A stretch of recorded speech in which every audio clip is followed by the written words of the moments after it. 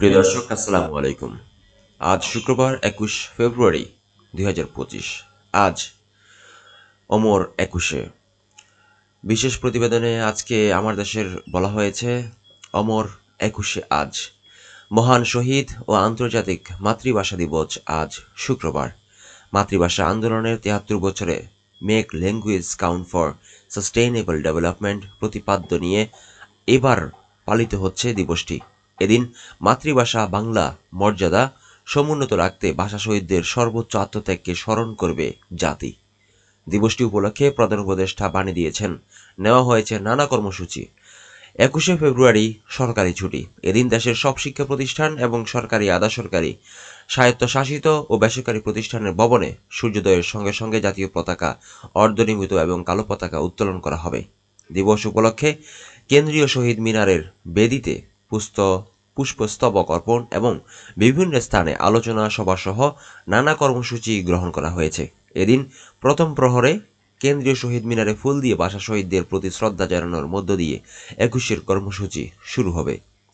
প্রথমে রাষ্ট্রপতি মোহাম্মদ শাহাবুদ্দিন এবং প্রধান উপদেষ্টা ডক্টর মোহাম্মদ ইউনুস শ্রদ্ধা জানিয়েছেন। তারপর প্রধান বিচারপতি, প্রধান উপদেষ্টা পরিষদের সদস্য এবং পরে সাধারণ মানুষ শ্রদ্ধা জানান। এছাড়া কালো বেশ ধারণ, প্রভাত ফেরি নিয়ে আজিমপুর কবরস্থানে শহীদদের কবরে পুষ্পার্ঘ্য অর্পণ এবং শ্রদ্ধা জানানো হবে। আজিমপুর কবরস্থানে সূরা ফাতিহা পাঠ করে কোরআন খানের আয়োজন সহ দেশের সব উপাসনালয়ে ভাষা শহীদদের রুহের মাগফিরাত কামনা প্রার্থনা আয়োজন করা হয়েছে। সংবাদপত্রগুলোতে ক্রোড়পত্র প্রকাশ করা হয়েছে। বাংলাদেশ বেতার, বাংলাদেশ টেলিভিশন এবং বেসরকারি স্যাটেলাইট চ্যানেলগুলো 21-এর বিশেষ অনুষ্ঠান সম্প্রচার করছে। প্রিয় দর্শক, আমরা একটা গ্রাফিতি দেখতে পাচ্ছি। রাজধানীর ওসমানী স্মৃতি মিলনায়তনে বৃহস্পতিবার 21-এ পদক বিজয়ীদের সঙ্গে প্রধান উপদেষ্টা ডক্টর মোহাম্মদ ইউনুস আছেন। একটা গ্রাফিতি আমরা দেখতে পাচ্ছি। দর্শক, আমরা একটা গ্রাফিতি দেখতে পাচ্ছি মাহমুদুর রহমানের 21-এ পদক উৎসর্গ জুলাই বিপ্লবীদের। আমাদের সম্পাদক ডক্টর মাহমুদুর রহমান সাংবাদিকতা ও মানবাধিকারে অতুলনীয় অবদানের জন্য পাওয়া রাষ্ট্রীয় 21-এ পদক গ্রহণ করেছেন। এ সময় তিনি পদকটি ছাত্র জনতার জুলাই বিপ্লবীদের উৎসর্গ করেন। রাজধানীর ওসমানী স্মৃতি মিলনায়তনে গতকাল বৃহস্পতিবার অন্তর্বর্তী সরকারের প্রধান উপদেষ্টা নোবেলজয়ী ডক্টর মোহাম্মদ ইউনুসের হাত থেকে এই পদক গ্রহণ করেন মাহমুদুর রহমান। দর্শক, আরও দেখতে পাচ্ছি আমরা ইউনিকোডে সমৃদ্ধ হচ্ছে বাংলা ভাষা, বিপ্লব এনেছে অব্র। এখন থেকে 3 দশক আগে বাংলা ভাষা অনলাইনের মাধ্যমে পাঠ খুবই দুষ্কর ছিল। এমনকি অফলাইনে একটি ডিভাইসে লেখা বাংলা ভাষা অন্য ডিভাইসে গেলে ফন্ট ভেঙে যেত। নানা জটিলতা প্রক্রিয়ার বিকল্প পদ্ধতিতে বাংলাকে ইন্টারনেটে পাঠ উপযোগী করতে হতো। 90-এর দশকের দিকে বাংলা ভাষা ইউনিকোড মান ব্যবহারের পর সহজবোধ্য হয়। পরে ইন্টারনেটে বাংলা হরফে লেখার ক্ষেত্রে বিপ্লব ঘটিয়েছে অব্র সফটওয়্যার। 3 তরুণের হাত ধরে এই উদ্যোগ বাংলা ভাষাকে অনলাইন জগতে যুক্ত করেছে। অবশ্য অব্র ছাড়াও অন্যান্য সফটওয়্যার বাংলা ইউনিকোড প্রচলিত রয়েছে। তবে ভাষা হোক উন্মুক্ত স্লোগানে বিনামূল্যে সফটওয়্যারটি সবার জন্য উন্মুক্ত করে ব্যাপক জনপ্রিয়তা অর্জন করেছেন অব্র। অব্র কিবোর্ড তৈরির কারিগর মেহেদী হাসান খান সহ তার 3 বন্ধু। অন্যরা হলেন রিফাত নবী, তানবিন ইসলাম, সিয়াম এবং শাবাব মুস্তফা।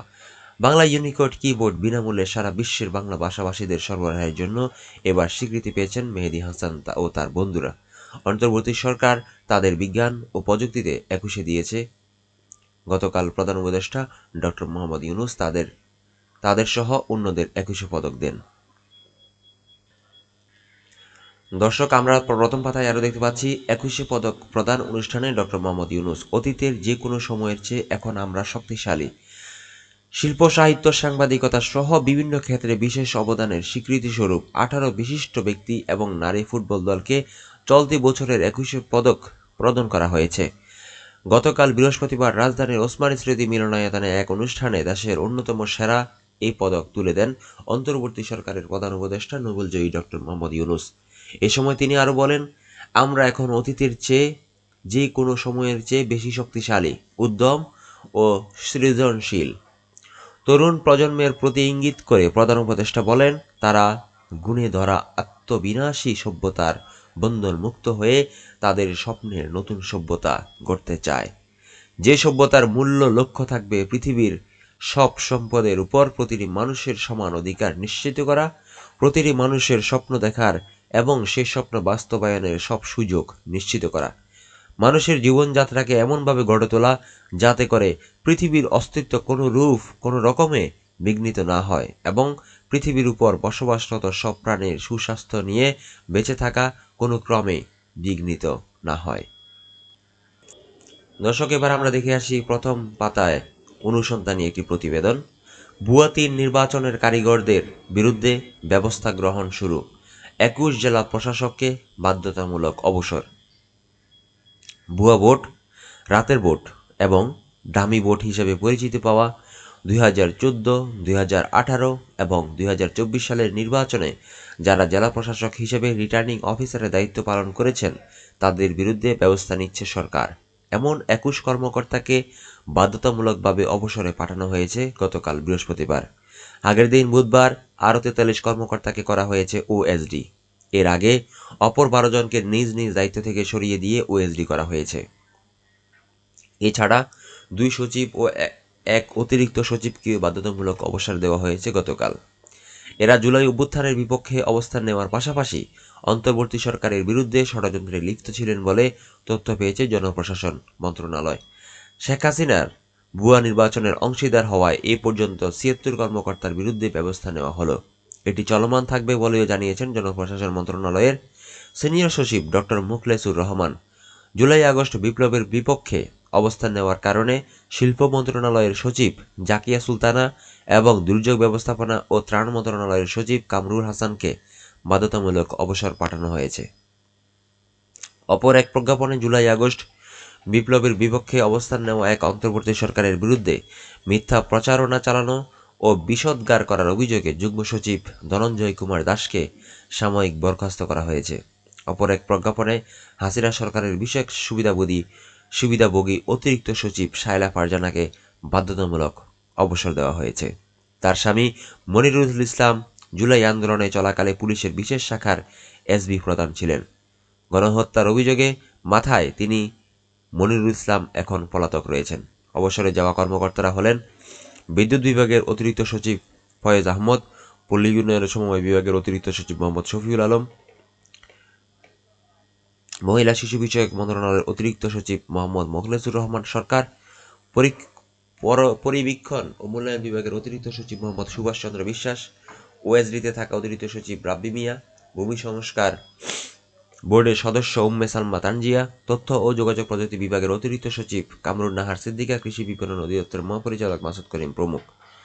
ভুয়া ভোট ও রাতের নির্বাচনের সঙ্গে জড়িত থাকা কর্মকর্তাদের অবসরে পাঠানোর বিষয়ে জনপ্রশাসন মন্ত্রণালয় সিনিয়র সচিব ডক্টর মুখলেসুর রহমান সাংবাদিকদের জানান, বিতর্কিত নির্বাচনে যারা দায়িত্ব পালন করেছেন এবং যাদের চাকরির বয়স 25 বছরের কম তাদের ওএসডি করা হচ্ছে। এছাড়া 25 বছরের বেশি চাকরি করেছেন যেসব কর্মকর্তা তাদের বাধ্যতামূলক অবসরে পাঠানো হচ্ছে। এই ধারাবাহিকতায় চলতে থাকবে। এর আগেও 2 দফায় 55 জনকে ওএসডি করা হয়েছে বলে জানান তিনি। আমরা আরও দেখতে পাচ্ছি ডক্টর মুখলেস সাংবাদিকদের এক প্রশ্নের জবাবে বলেন, বিগত 3টি জাতীয় নির্বাচনকে কেউ বলে ভুয়া ভোট, কেউ বলে রাতের ভোট, আবার কেউ বলে অগ্রহণযোগ্য ভোট। আমরা যে নামে ডাকি ওই নির্বাচনগুলো আসলে কোনো নির্বাচন ছিল না। এগুলো প্রহসনের নির্বাচন ও জাতির সঙ্গে তামাশা মাত্র। ওই সময়ে সরকার এদের সহায়তা নিয়ে নির্বাচনগুলো করেছিল। পুরো বিশ্ব নির্বাচনগুলোকে ভুয়ো বললেও এরা কেউই কোনো আপত্তি করেননি। সরকারের একটি উচ্চ পর্যায়ের টিম এগুলো নিয়ে কাজ করছে। এমন আরও যেসব কর্মকর্তা রয়েছেন তাদের বিরুদ্ধে বিভাগীয় এবং শাস্তিমূলক ব্যবস্থা নেওয়া হবে বলে জানান সিনিয়র সচিব ডক্টর মুখলেস। প্রথম পাতায় আরেকটি গুরুত্বপূর্ণ সংবাদ। ঢাকায় আসছেন ভারতের পররাষ্ট্রমন্ত্রী এস জয়শঙ্কর। পররাষ্ট্র উপদেষ্টা মোহাম্মদ তৌহিদ হোসেন বলেছেন, বাংলাদেশ ভারত সম্পর্কে কিছু টানাপোড়েন থাকলেও ভালো ওয়ার্কিং রিলেশন রাখতে সমুন্নত দুই দেশ। শীঘ্রই দুই দেশের পররাষ্ট্রমন্ত্রী পর্যায়ের বৈঠক অনুষ্ঠিত হবে।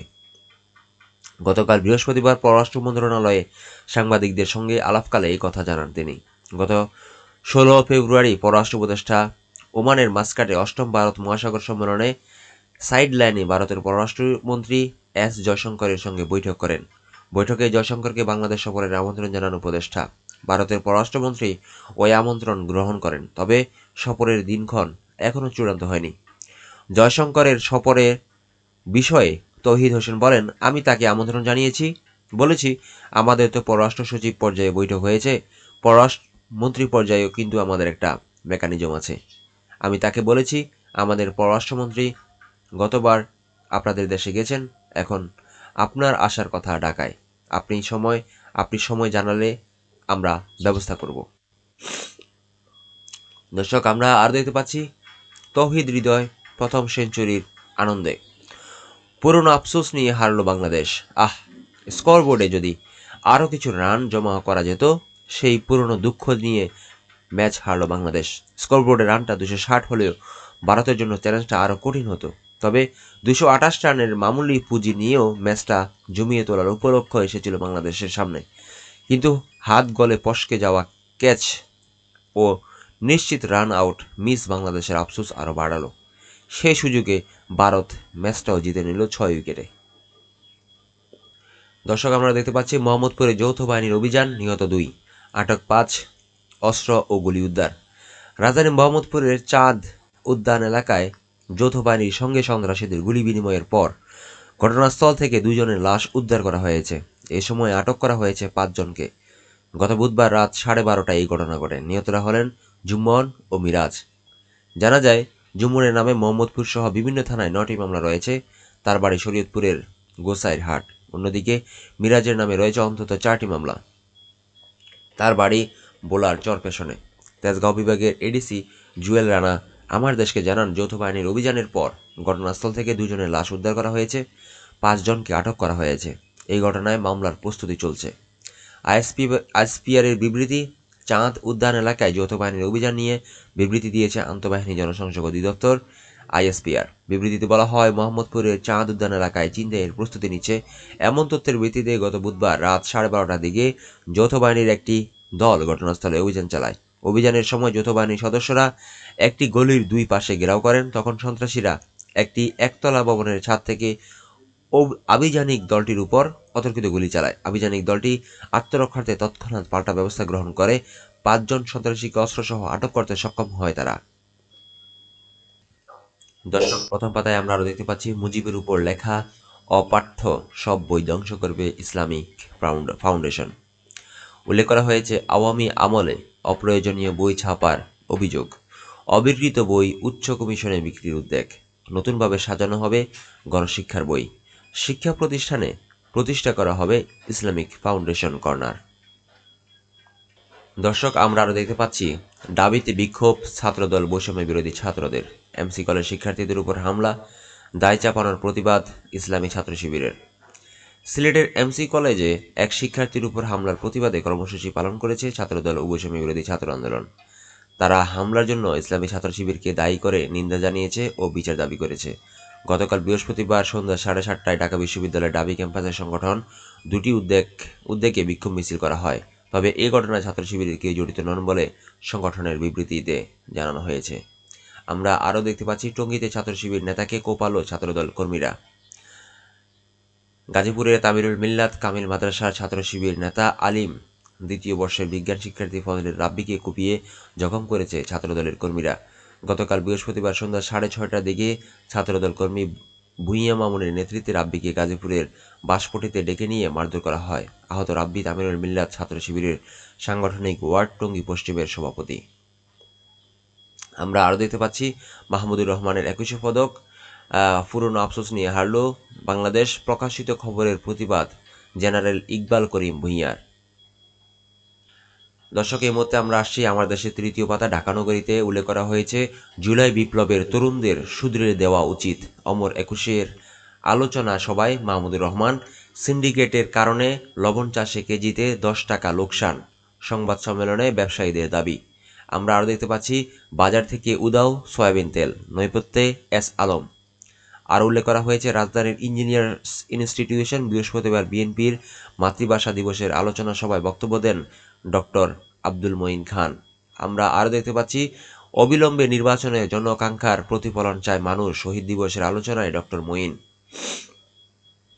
আমরা আরও দেখতে পাচ্ছি পর্দা নামলো যুব উৎসবের একটা প্রতিবেদন উল্লেখ করা হয়েছে। প্রিয় দর্শক, আসছি আন্তর্জাতিক প্রতিবেদনে। ইউক্রেন যুদ্ধের স্ক্রিপ্ট বদলে দিলেন ট্রাম্প, পুতিনের বদলে জেলেনস্কিকে দোষারোপ। 3 বছর আগে 2022 সালে যখন ইউক্রেনে রাশিয়ার সামরিক বাহিনী আগ্রাসন শুরু করে, তখন হামলার মুখ থেকে দেশটিতে রক্ষায় এগিয়ে আসে জো বাইডেনের নেতৃত্বে আমেরিকান প্রশাসন। ইউক্রেনের প্রেসিডেন্ট ভলোদিমির জেলেনস্কিকে তখন নায়ক হিসেবে বিশ্বের সামনে তুলে ধরেছিল আমেরিকা। কিন্তু 3 বছর পর ডোনাল্ড ট্রাম্পের ক্ষমতা গ্রহণের পর যেন চিত্র বদলে গেছে। ইউক্রেনে রাশিয়ার আগ্রাসনের ইতিহাস নতুন করে লিখছেন ট্রাম্প। ঘটনার জন্য রাশিয়াকে নয়, বরং ইউক্রেনকে দায়ী করেছেন তিনি। গত বুধবার নিজের প্রতিষ্ঠিত সামাজিক যোগাযোগ মাধ্যম ট্রুথ সোশ্যালে এক পোস্টে জেলেনস্কিকে নির্বাচনবিহীন একনায়ক হিসেবে উল্লেখ করে ট্রাম্প বলেন, তিনি নিজে থেকে যুদ্ধ শুরু করে আমেরিকাকে ছলচাতুরির মাধ্যমে জড়িয়ে ফেলেছেন। দর্শক, আমরা দেখতে পাচ্ছি ইসরায়েলি 4 জিম্মির লাশ ফেরত হামাসের। অবরুদ্ধ গাজায় আটক থাকা 4 ইসরায়েলি জিম্মির লাশ ফেরত দিয়েছে ফিলিস্তিনি স্বাধীনতাকামী সংগঠন হামাস। গাজার খান ইউনুসে বৃহস্পতিবার রেড ক্রসের কাছে ওই 4 জিম্মির লাশবাহী কফিন হস্তান্তর করে হামাসের যোদ্ধারা। লাশ হস্তান্তরের মঞ্চে পোস্টারে রক্তে রঞ্জিত বীজদাঁত সহকারে ইসরায়েলি প্রধানমন্ত্রী বিনিয়ামিন নেতানিয়াহুকে চিত্রিত করা হয়। তার নিচে লাশ হস্তান্তর হওয়া 4 ইসরায়েলি ছবি দিয়ে লেখা হয়, যুদ্ধাপরাধী নেতানিয়াহু ও তার নাৎসি সামরিক বাহিনীর যুদ্ধবিমান থেকে নিক্ষিপ্ত মিসাইল দিয়ে তাদের হত্যা করেছে। দর্শক, আমরা আরও দেখতে পাচ্ছি ক্যাম্পাসে ফিলিস্তিনপন্থীদের উপর নিষেধাজ্ঞা ট্রাম্পের। 2024 সালের 11 অক্টোবর শিকাগো ইউনিভার্সিটিতে গাজাবাসীর সমর্থনে বিক্ষোভ মিছিল করে ফিলিস্তিনপন্থী শিক্ষার্থীরা। ওই মিছিলে অংশ নিয়েছিলেন চতুর্থ বর্ষের ছাত্র মায়ামান জাবাতে। ওই ঘটনার জেরে ডিসেম্বর শিকাগো পুলিশ তার রুম থেকে তাকে ধরে নিয়ে যায়। 30 ঘন্টা আটকে রাখার পর ছেড়ে দেওয়া হয়। কিন্তু এখানেই শেষ নয়, তাকে অনির্দিষ্টকালের জন্য ক্যাম্পাস থেকে বহিষ্কার ও নিষিদ্ধ করা হয়। ও ঘটনার প্রতিক্রিয়ায় বাক স্বাধীনতা নিয়ে কাজ করা কর্মীরা জানান, আমেরিকার বর্তমান রাজনীতি ডানপন্থী হওয়ায় এসব শিক্ষার্থীদের উপর আরও কঠোর ব্যবস্থা নিতে যাচ্ছে এখানকার ইউনিভার্সিটিগুলো। মেগান পোস্টার নামে এক আইনজীবী জাবাতেকে সমর্থন করে বলেন, জাবাতের সঙ্গে হওয়া ঘটনা একেবারে ভালো কিছু বই আনবে না। এটি এমন একটি কৌশল যা আরও এক ইউনিভার্সিটি গ্রহণ শুরু করেছে। দর্শক, আমরা দেখতে পাচ্ছি শতাব্দী পর মিশরে আরেক ফারাওয়ের সমাধি আবিষ্কার। দিল্লির মুখ্যমন্ত্রী হিসেবে শপথ নিলেন রেখা গুপ্তা। দর্শক, সম্পাদকীয় পাতায় উল্লেখ করা হয়েছে বদরুদ্দীন ওমরের নিবন্ধন প্রকাশিত হয়েছে বাংলাদেশে শিক্ষা ব্যবস্থার দুরবস্থা।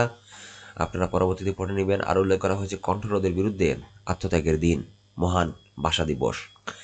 এখনই নিতে হবে পদক্ষেপ, পদ্মায় মরুকরণ। ভাষা আন্দোলনের সেনাবাহিনী লিখেছেন কর্নেল অবসরপ্রাপ্ত মোহাম্মদ আব্দুল হক। ভাষা আন্দোলনের সেনাবাহিনীর অবদান নিয়ে তিনি লিখেছেন, আপনারা পরবর্তীতে পড়ে নেবেন। আগস্ট বিজয়ের সব ফলক হোক শহীদ মিনার।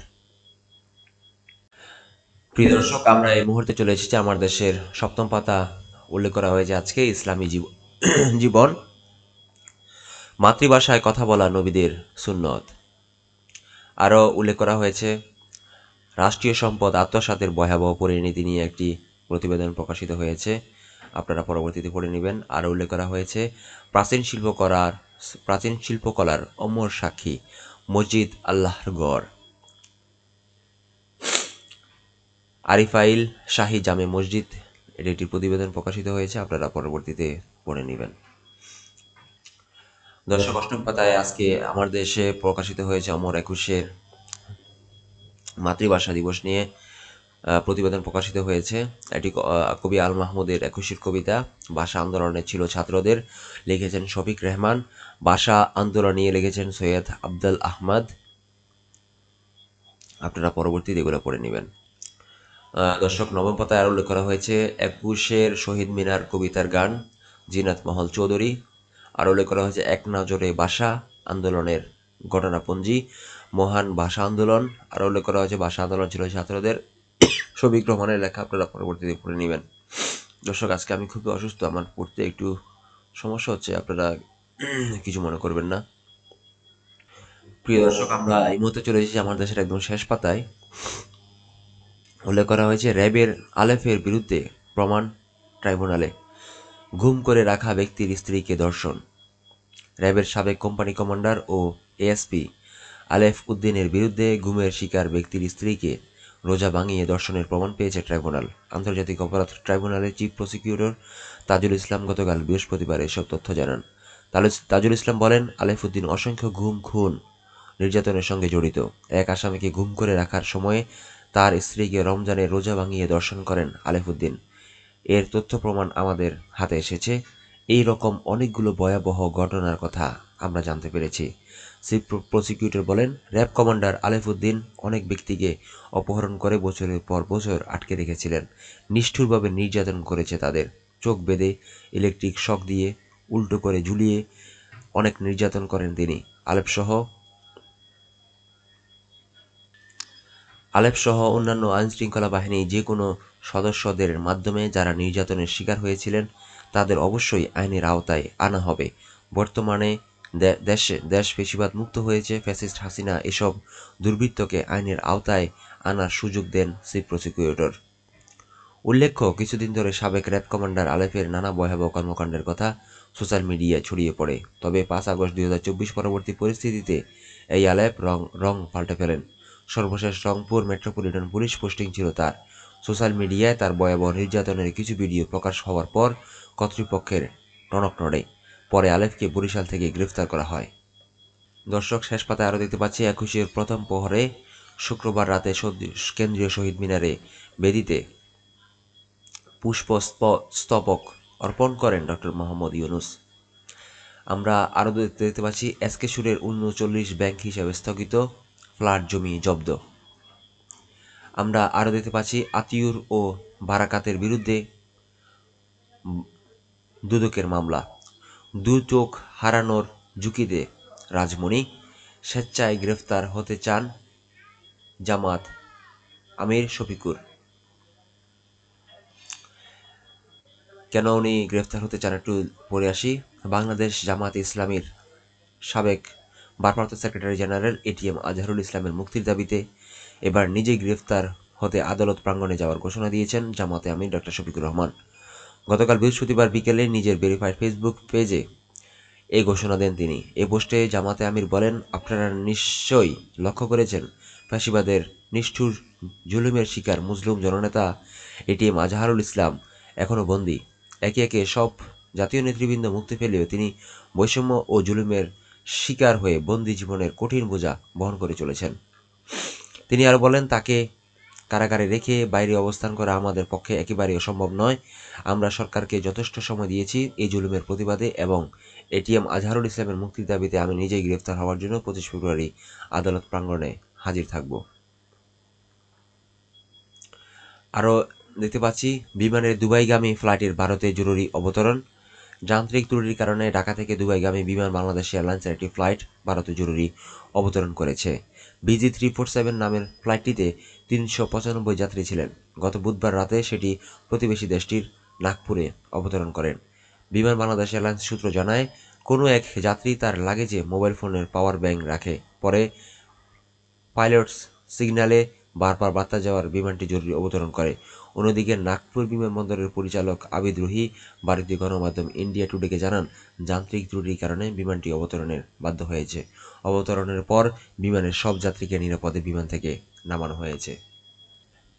প্রিয় দর্শক, এই ছিল আজকের মতো প্রতিবেদন। দেখা হবে পরবর্তী ভিডিওতে। আজকের মতো আল্লাহ হাফেজ। আসসালামু আলাইকুম।